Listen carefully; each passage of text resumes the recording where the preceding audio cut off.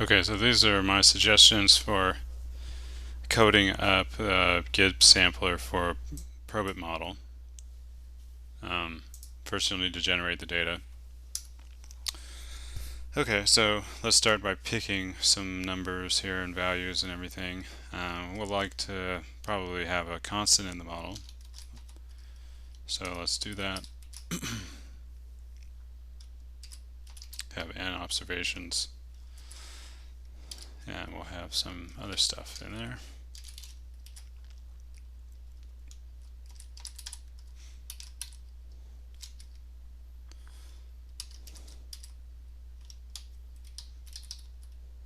Okay, so we'll have k predictors.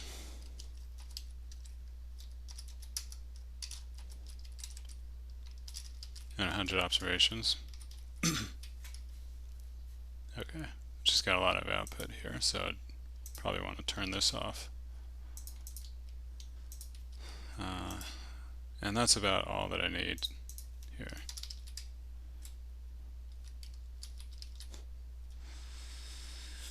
Okay, now I need to make the y's and the z's. First I'll make the z's. That'll be the latent data. And an error term.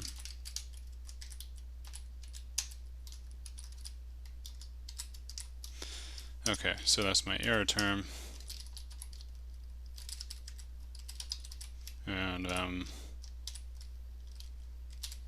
multiplied by some number. There we go. Okay, so I have latent data. Let's take a look at it. Okay, so I got some variation there.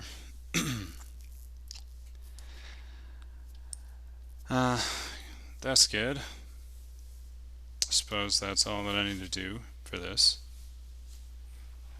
Just thinking about it. Thinking about the data that I'm going to get at the end. Because the observed values are going to be these greater than 0. So this is my observed y's. There's quite a few ones,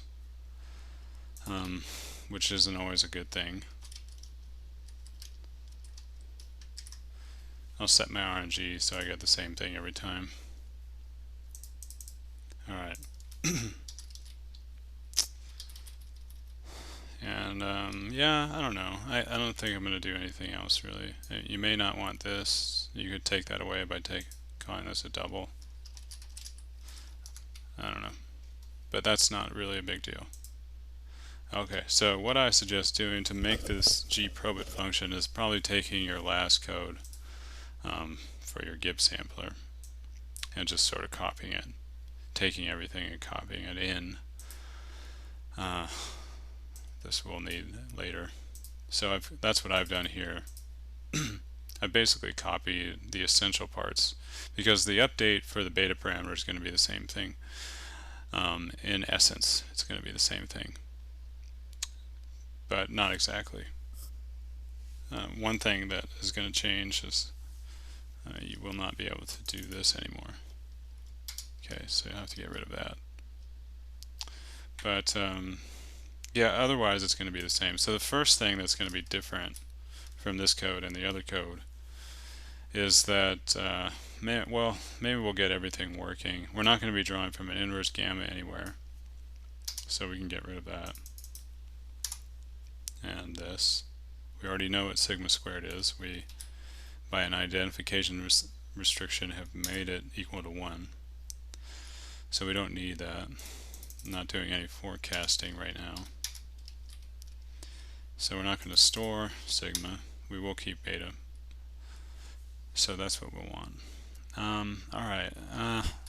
What was I thinking? Oh, the first step is not going to be... The first step is going to be updating the latent data. And that's where you're going to use your truncated normal stuff. Alright, so you can do this here in the function, or you can create another sub-function to do this. However you want. Let's see. I wonder if just doing this all in this in-house would be simpler for this video. I suppose it would. Alright, so I won't create another subfunction just to make this video a little bit smoother, but you could.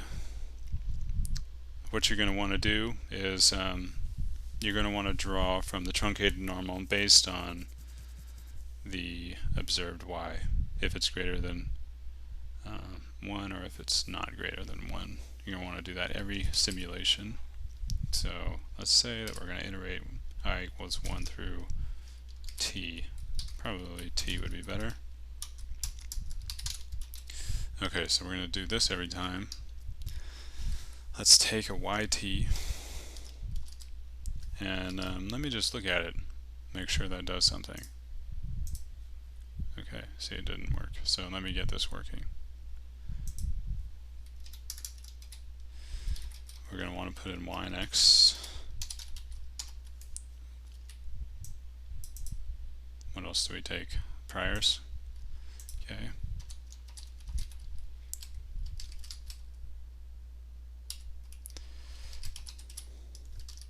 Column. And identity.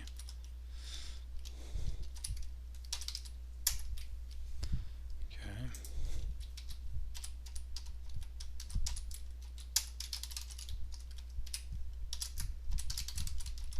I'm just going to set these just so I can debug this thing to 1 and 0. Okay. Now let me look at what happened. Alright, good. So I went through all the y's and I can see that they're changing, and that's what I wanted to see. Alright, so now you want to do like a little if or thing.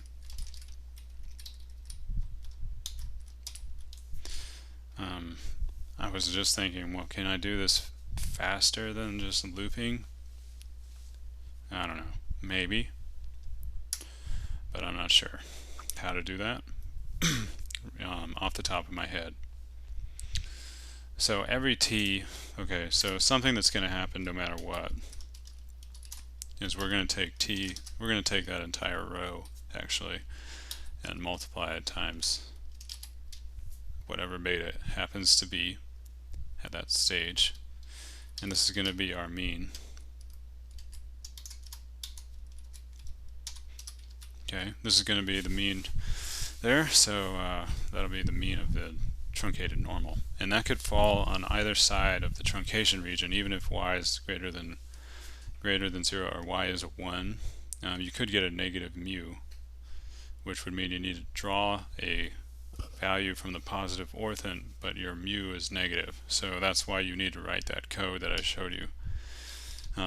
So if you got a negative, or if you have a y that's greater than 0, I mean, you don't, okay, this is fine. If you have that, then you want to take a positive draw. This is always going to be restricted to 1. We only need one number. This is going to be our zt.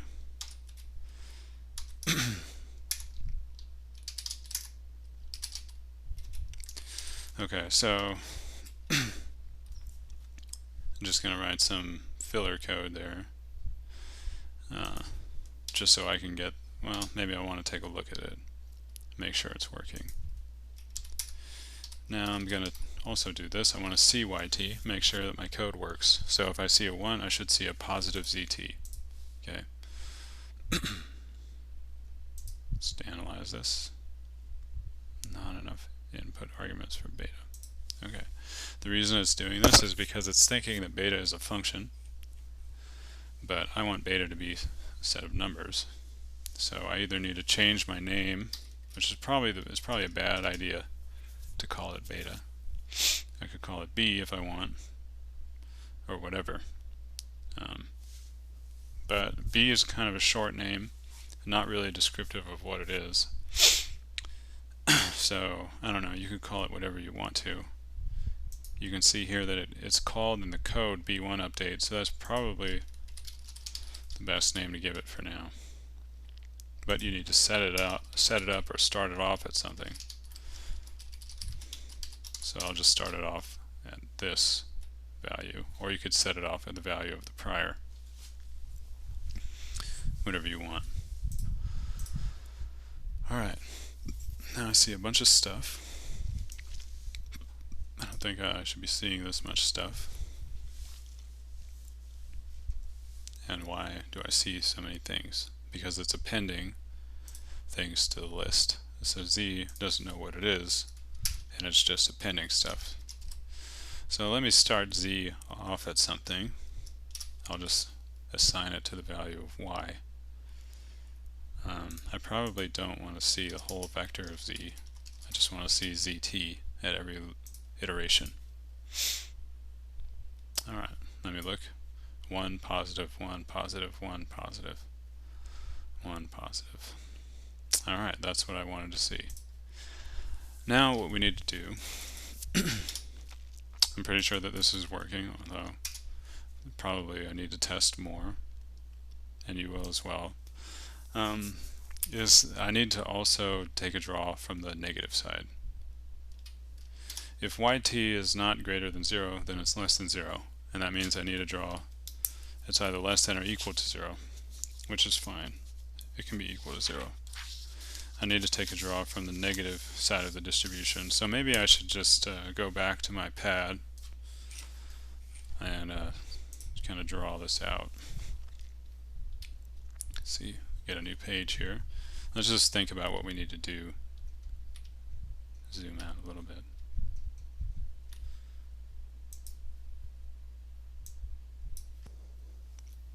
So if you want to take a draw from the negative side, let me draw out this.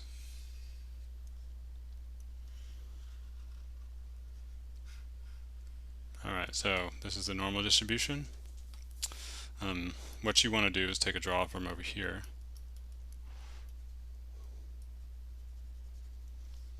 And here's your mean. Now if you notice this, like this helped me to put 0 on the line. This is the same as using your code that you already derived, but flipping b around and flipping mu around 0 like this, and drawing from up here, and this will give you a positive number, but then just make this negative. Okay.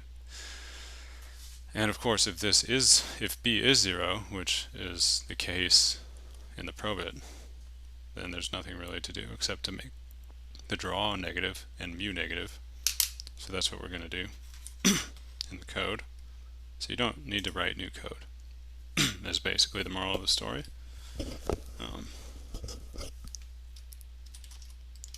In this case, you just need to make the mu negative and the output negative. There. And then that should be good. Let's test the lines that come through here.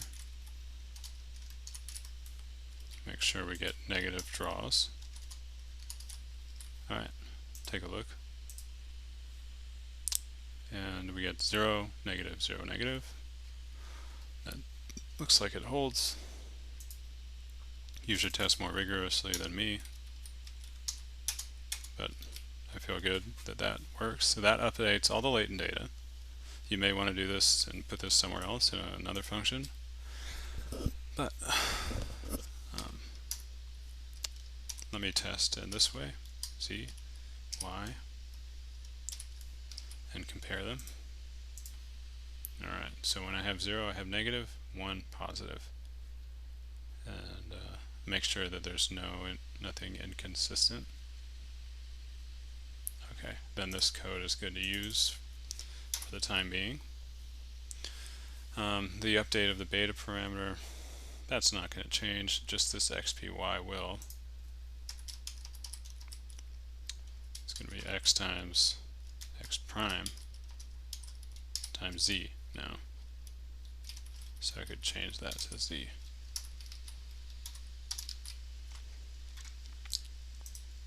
There. Now this thing could be increased in terms of how many draws I take from this. See if we get anything reasonable out at the end.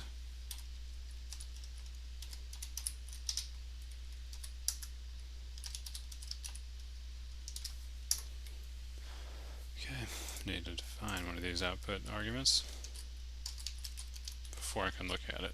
Alright, so this should be the output. Alright, didn't do what I wanted. There.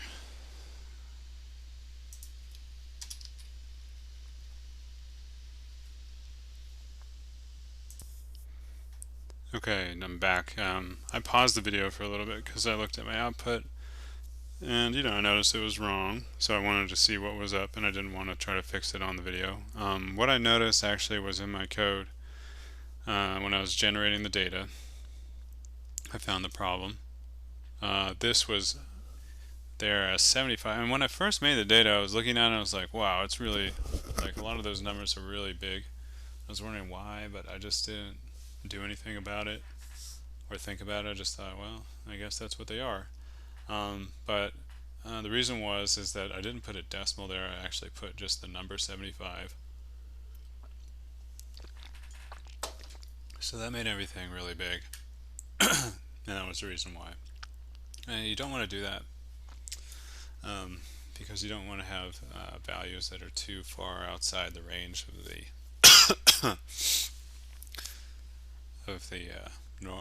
standard normal, because that's the function that we're using. And anyway, your code should work though if you followed my video. Let me just undo some of the debugging things that I did. One thing you can do is, if you want to test your code, start out at the actual latent data with the actual real latent data that made the function or that made the data. But I'm going to try to do it without that. Okay, and the values that I'm getting are pretty close considering that it's a probit model. Increase and get some of the effect of having a large data set. The Bernstein-von Mises theorem set in, so it looks good. Anyway, this should be the code that you'll use for the univariate probit model.